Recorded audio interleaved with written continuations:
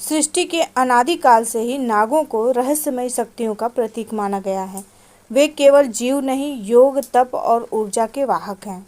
भगवान शिव और नागराज वासुकी का संबंध कोई साधारण कथा नहीं, बल्कि आत्मज्ञान, कर्म काल और मृत्यु और अमृतत्व का गूढ़ रहस्य है, जिसमें शिव स्वयं नागों को उनके धर्म, योग और भविष्य की भूमिका समझाते हैं। यह संवाद न केवल धार्मिक है, बल्कि वह तत्व ज्ञान है जो प्रत्येक आत्मा को स्वयं के वास्तविक स्वरूप से जोड़ सकता है। यह एक अत्यंत रोचक गुड़ कथा हो सकती है, जिसमें भगवान शिव और नागराज के बीच हुए संवाद के माध्यम से ब्रह्मांड, धर्म, कर्म और मृत्यु और रहस्य की परतें खोली जा सकती हैं। बहुत प्राचीन काल की बात है। ब्रह्मांड का संतुलन बिगड़ने लगा था। पृथ्वी पर असंतुलन बढ़ रहा था और नागलोक में भी अशांति फैल गई थी। नागों के राजा वासुकी चिंतित थे। उनके राज्य में अकाल, भय और आध्यात्मिक पतन की छाया फैल गई थी। वासुकी ध्यान में बैठे हुए थे जब उनके अंतर्मन में एक दिव्य प्रकाश उत्पन्न हुआ। यह भगवान शिव की ओर से संकेत था। नागराज वासुकी तुरंत कैलाश की ओर प्रस्थान करते हैं। वासुकी गुफा की तरफ दिखने वाले एक विशाल शिवलिंग के सामने झुकते हैं और ध्यानपूर्वक मंत्रोच्चारण करते हैं। तभी दिव्य ज्योति में भगवान शिव प्रकट होते हैं। नागराज वासुकी: नाथ, नागलोक संकट में है। हमारे पूर्वजों की साधना निष्फल होती जा रही है। धर्म की भावना क्षीण हो रही है। कृपया मार्गदर्शन करें।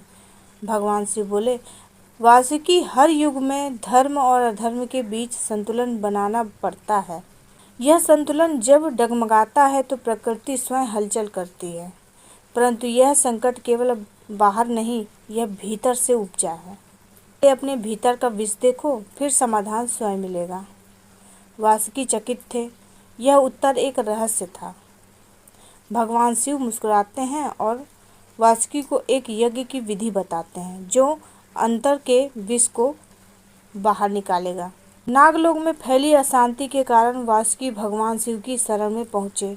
शिवजी ने उन्हें अंतर्मन की विष को पहचानने का संकेत दिया और एक यज्ञ की विधि बताई जो आत्मचिंतन का मार्ग था। वासुकी हिमालय की एक निर्जन गुफा में भगवान शिव द्वारा बताए गए विशेष नाग तप यज्ञ की तैयारी करते हैं। चारों ओर बर्फ, शांति और दिव्यता का वातावरण है। मंत्र गूंजते हैं। वासुकी दिन रात शिव का ध्यान करते हैं। ना शिव से वर मांगते हैं और ना शिकायत करते हैं, बस मौन और ध्यान में लीन हो जाते हैं। 7वें दिन अग्नि प्रज्वलित होती है और एक तेज प्रकाश के साथ शिवजी पुनः प्रकट होते हैं। नागराज वासुकी: प्रभु, मैंने बाहरी यज्ञ किया, पर भीतर का विष अब भी स्पष्ट नहीं है। मुझे मार्ग दिखाइए। भगवान शिव मृदु मुस्कान के साथ: वासुकी, जो बाहर है वह भीतर का ही प्रतिबिंब है। इस संसार में 3 शक्तियाँ प्रधान हैं: काल यानी समय, कर्म या क्रिया और संकल्प, नियत। जब नागलोक के नाग अपने कर्म भूल जाते हैं और केवल जन पर गर्व करते हैं, तब विष भीतर फैलता है। वासुकी आश्चर्य से: परंतु प्रभु, क्या विष हमारे भाग में था? शिव बोले, भाग्य वह नहीं जो लिखा है, भाग्य वह है जो प्रत्येक क्षण लिखा जा रहा है। हर सांस तुम्हारा कर्म है और हर कर्म ही भाग्य को आकार देता है। और काल, काल ना तो तुम्हारा मित्र है ना शत्रु, वह केवल दर्पण है। भगवान शिव कहते हैं, वासुकी सुनो, समय रुकता नहीं क्योंकि वह चेतना है। जो अपने कर्तव्यों से विमुख होता है, काल उसे निगलता है। जो सर्प नाग जैसे होते हैं, शांत, नियंत्रण, फुर्तीले, वही काल के पार जाते हैं। तुम नाग हो पर तुमने अपने भीतर का सर्प खो दिया है। तुम केवल राजसी बन गए हो, योगी नहीं। वासुकी शिव की बातों को ध्यान से सुनते हैं और उन्हें अपना जीवन दर्शन समझ आने लगता है कि नाग का असली स्वरूप उसका विवेक, संयम और तप है। वह स्वयं ही अपने लोक का मार्गदर्शन बन सकता है यदि वह अपने कर्म को शुद्ध करे। वासुकी भगवान शिव के चरणों में प्रणाम करते हैं और कहते हैं, प्रभु, अब मैं जान गया कि विष बाहर नहीं भीतर है और उसका शुद्धिकरण केवल आत्मदृष्टि से संभव है। शिव मुस्कुराते हैं और कहते हैं, अभी बहुत कुछ जानना है वासुकी। अगली बार हम बात करेंगे अमृत और मृत्यु के बीच के रहस्य की। गगन में डमरू की ध्वनि होती है और शिव अदृश्य हो जाते हैं। वासुकी ने शिवजी के निर्देश पर आत्म मंथन कर भीतर के विष को देखा। शिवजी ने उन्हें काल, कर्म और संकल्प का रहस्य बताया। अब वासुकी अमृत के गुण प्रश्न को लेकर पुनः भगवान शिव की शरण में जाते हैं। वासुकी एक बार फिर हिम गुफा में ध्यानमग्न है। उनका मन अब शांत है, परंतु एक प्रश्न भीतर भीतर उन्हें आंदोलित कर रहा है। प्रभु, यदि मृत्यु सभी को आनी है तो अमृत का अर्थ क्या है? शिवजी प्रकट होते हैं, शांत, गंभीर और सौम्य। वासुकी सविनय, प्रभु, मैं समझ गया कि कर्म से भाग बनता है और काल उसका दर्पण है, परंतु एक बात अब भी भ्रम में है। यदि मृत्यु अटल है तो अमृत की क्या व्याख्या है? शिव बोले, वासुकी, मृत्यु अंत नहीं है, वह एक रूपांतरण है। जो मृत्यु को पहचानता है वही अमृत को जानता है। शिव समझाते हैं, देखो वासुकी, ब्रह्मांड 3 स्थितियों से चलता है। उत्पत्ति, सृजन ब्रह्मा का कार्य, स्थिति पालन विष्णु का कार्य और संहार विलय मेरा कार्य। परंतु इन तीनों में से परे एक चौथा सत्य है, शेष, जो सब कुछ समाप्त हो जाने के बाद भी शेष रहता है, वही सत्य है। शिव अपनी त्रिनेत्री से दिव्य प्रकाश छोड़ते हैं। उस प्रकाश में वासुकी को अनेक जन्म, अनेक मृत्यु और अनेक जीवन चक्र एक साथ दिखाई देते हैं। सब कुछ आता है, जाता है, पर एक चेतना शेष रहती है। वासुकी, तुम स्वयं शेष हो, जो सृष्टि के अंत में भी विद्यमान रहता है। इसीलिए तुम्हारे पूर्वजों को शेषनाग कहा जाता है। वासुकी की आंखें नम हैं। वह शिवजी से कहता है, प्रभु, क्या इसका अर्थ यह है कि अमृत शरीर का नहीं, चेतना का गुण है? शिव हंसते हुए, बिल्कुल वासुकी, जो आत्मा को जानता है वह अमर है। जो केवल शरीर को जानता है वह मृत्यु से डरा करता है। भगवान शिव वासुकी को एक अंतिम सूत्र देते हैं, वासुकी, अब तुम तैयार हो उस रहस्य के लिए जो ना सर्प जानते हैं न देव। शिव और नाग का सनातन संबंध। अगली बार हम उस बंधन की बात करेंगे जिसने मुझे और नागों को चिरकाल से जोड़े रखा है।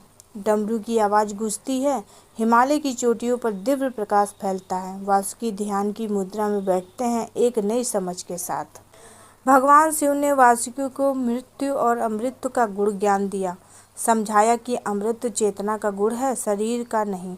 अब वासुकी वह प्रश्न पूछते हैं जो नागों की आत्मा को सदियों से आंदोलित करता रहा, प्रभु, नाग और आप में इतना गहरा संबंध क्यों है?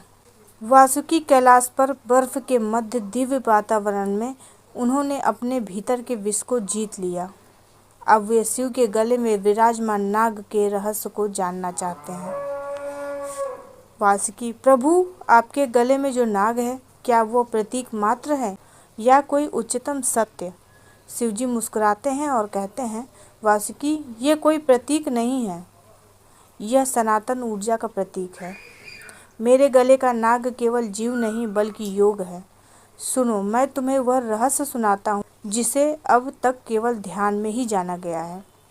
शिव बोले, नाग केवल जीव नहीं, वह ऊर्जा के वाहक हैं। हर प्राणी के भीतर जो ऊर्जा कुंडली बनाकर सोई रहती है वह कुंडलिनी कहलाती है और वह नाग के ही समान सर्पिलाकार है। जब कोई साधक तप करता है, साधना करता है, तो यह सर्प जागृत होकर मेरुदंड से ऊपर चढ़ती है और तभी उसे साक्षात्कार होता है शिव के चेतना का। वासुकी विनयी भाव से, प्रभु, क्या मैं उस कुंडलिनी का प्रतीक हूँ? शिव गंभीर स्वर में, वासुकी, तुम प्रतीक भी हो और ऊर्जा भी। तुम्हारे पूर्वजों ने केवल नाग शरीर नहीं, नाग विद्या को साधा था। तुम्हारी स्मृति में वह ज्ञान आज भी जीवित है, बस उसे पुनः जागृत करना है। शिव कहते हैं, मैं नाग को अपने गले में इसलिए धारण करता हूँ क्योंकि वह सर्पिल, शक्ति, संयमित और संतुलित है। नाग ऊर्जा है और ऊर्जा को जब तक नियंत्रित नहीं किया जाए वह विध्वंसक हो सकती है। गले में नाग का अर्थ है शक्ति को नियंत्रण करना, उसे गले तक सीमित रखना, ना कि सिर पर चढ़ा लेना। नाग समय के भी प्रहरी हैं। तुम्हारा शरीर पृथ्वी का है, पर तुम्हारी चेतना कालातीत है। इसलिए नागों को कालसर्प कहा गया है, क्योंकि वे समय की गति को पहचान सकते हैं। वासुकी: प्रभु, आज मैं समझ गया कि मेरा अस्तित्व केवल नागराज के रूप में नहीं, बल्कि एक ऊर्जा के वाहक के रूप में है।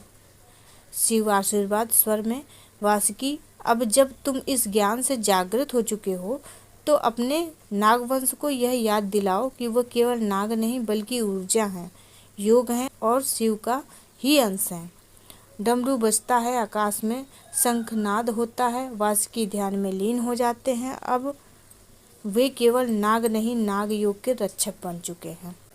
भगवान शिव ने वासुकी को बताया कि नाग केवल जीव नहीं, बल्कि ऊर्जा, योग और चेतना के वाहक हैं। शिव ने कहा कि ये नाग को इसलिए गले में धारण करते हैं क्योंकि वह शक्ति संयमित है। वासुकी को अब अपने असली स्वरूप का बोध हो चुका है। कैलाश पर्वत पर हिम शिखरों के बीच शिव ध्यान मुद्रा में है। वासुकी उनके चरणों में बैठे हैं। उन्होंने सब कुछ जान लिया। अब प्रश्न भविष्य का है। वासुकी विनम्र स्वर में: प्रभु, आपने मुझे मेरा स्वरूप दिखाया, परंतु एक शंका शेष है। आने वाले युगों में जब धर्म भ्रष्ट होगा, मनुष्य लोभ और हिंसा से भर जाएगा, तब क्या नाग योग और यह दिव्य ज्ञान लुप्त हो जाएगा? शिव की दिव्य भविष्यवाणी। शिव अपनी त्रिनेत्री खोलते हैं। उस प्रकाश में वासुकी को 4 युग दिखाई देते हैं। सतयुग, जहाँ नाग और ऋषि एक साथ साधना करते हैं। त्रेता युग, जहाँ नाग लोग पृथ्वी से दूर हो जाते हैं। द्वापर युग, जहाँ नागों को मानव शत्रु समझते हैं। कलयुग, जहाँ नागों की पूजा तो होती है पर समझ नहीं। शिव कहते हैं, वासुकी, समय आएगा जब तुम्हारा ज्ञान खो जाएगा। मनुष्य नागों से डरने लगेगा, परंतु फिर भी कुछ साधक होंगे जो नाग पंचमी, कुंडलिनी योग और शेष नाग की पूजा द्वारा इस ज्ञान की चिंगारी जलाए रखेंगे। शिव वासुकी को बताते हैं, नाग योग वह साधना है जिसमें साधक अपने भीतर की सर्पिणी शक्ति कुंडली को जागृत करता है। यह शक्ति मेरुदंड में सोई होती है और जब यह चक्रों को पार करती है तो साधक को पर ब्रह्मा का अनुभव होता है। वासुकी: प्रभु, क्या यह शक्ति हर मानव में है? शिव: हाँ, परंतु जागृत वही कर पाता है जो संयमी, शांत और दृढ़ निश्चय हो। नाग योग आसना नहीं है, यह तप है, समर्पण है और मौन की यात्रा है। शिव कहते हैं, कलयुग में जब विज्ञान और भौतिकता मनुष्यों को भ्रम में डाल देगी, तब कुछ योगी, कुछ साधक नागों के माध्यम से ही पुनः आध्यात्मिक ऊर्जा को जागृत करेंगे। वासुकी भगवान शिव के चरणों में प्रणाम करते हैं और संकल्प लेते हैं, मैं वचन देता हूँ प्रभु कि जब तक ब्रह्मांड है, मैं और मेरा वंश नाग योग की दिव्यता को जीवित रखेंगे। हम उन साधकों को राह दिखाएंगे जो आत्मज्ञान की खोज में होंगे। शिव अपनी जटाओं से गंगा प्रवाहित करते हैं और वासुकी को आशीर्वाद देते हैं। जाओ वासुकी, अब तुम केवल नागराज नहीं, ज्ञान के रक्षक और शिव की चेतना का वाहक हो। गगन में डमरू और शंख की ध्वनि होती है और वासुकी ध्यान में लीन होकर नागलोक लौटते हैं, एक नए उद्देश्य के साथ। शिव और नाग का संबंध केवल प्रतीक नहीं, ऊर्जा और साधना का संबंध है।